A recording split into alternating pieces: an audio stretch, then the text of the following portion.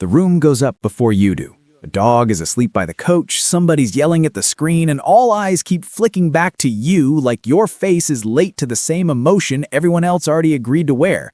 So let's kill the guilt first. This does not mean something is wrong with you. It means your mind doesn't bond to group emotion the way the room expects, and that difference gets mistaken for absence. In this video, I'm going to show you the mechanism behind that mismatch. And before we get into it, tell me the dog's breed or where you're watching from. There's a moment almost nobody names. The room is welded to the game, and your silence starts getting read, not as preference, as lack. Social psychology has a word for this: misattribution. People use shared rituals to sort who feels warm, loyal, safe, familiar. Miss the cue, and they misread the person.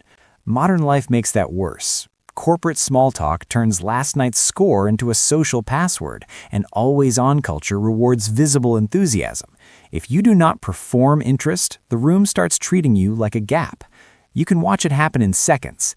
Did you watch the game? Sounds casual. You don't like anything, do you? Is not.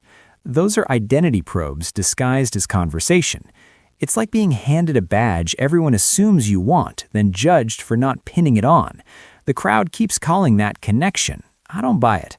A lot of what passes for belonging is just synchronized reaction, and your mind may be refusing exactly that. Most people are taught one lazy idea: if the crowd cares, you should care too. Psychology has been dismantling that myth for years. Edward Deci and Richard Ryan showed that motivation splits. Some people light up through shared signals and group emotion. Others need autonomy, authorship, direct contact. Sports leans hard on the first system. That is the real distinction. This is not passion versus apathy. It is borrowed meaning versus self-authored meaning. And identity fusion research shows why crowds can make me blur into us. For many people, that feels electric. For others, it never fully lands. A packed stadium can feel like wearing someone else's coat, warm on paper, wrong on your skin. No agency, no authorship, no inner stake. Modern culture keeps forcing the same channel. Social media amplifies mass reaction, work culture rewards shared references, and digital overload trains people to chase external stimulation. So if borrowed emotion keeps failing to move you, where does your real depth go instead? The real shift doesn't happen in the stadium. It happens when your attention finally lands on something you can shape: a problem, a skill, a piece of music, something that answers back.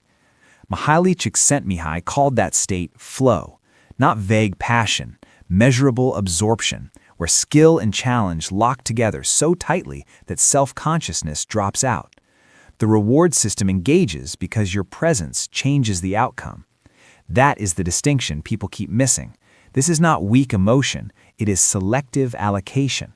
Your mind withholds depth from experiences that stay secondhand. No authorship, no full ignition. Modern life hides this. Hyper-stimulating cities, constant notifications, and social media train people to perform visible excitement, while work culture keeps rewarding the same public signals. Private depth starts looking invisible. So the label needs to change. This is not disconnection, it is differentiation, a stricter filter for what deserves your attention. And once you see that, a harder question opens. Where does your mind choose to go all in instead? Relief starts the second this clicks. Not everything meaningful has to be loud, shared, or visible to count. The brain was never built to go deep on everything at once. Attention is selective by design. Under cognitive load, it filters hard, and sometimes it rejects exactly what the world keeps insisting should matter. That is not failure, it is triage. So this is not disconnection, it is selectivity under pressure, inside a culture addicted to performative belonging, constant updates, public reactions, visible enthusiasm. No wonder silence gets misread. But that misread is cultural, not psychological. The room worships whatever is loud enough to be seen, while private depth keeps getting treated like it does not exist. That bias has fooled a lot of people. Not every passion was built for the crowd. If this felt uncomfortably accurate, leave different in the comments. And if you want to understand where your real intensity goes when the group ritual leaves you cold, watch the next video.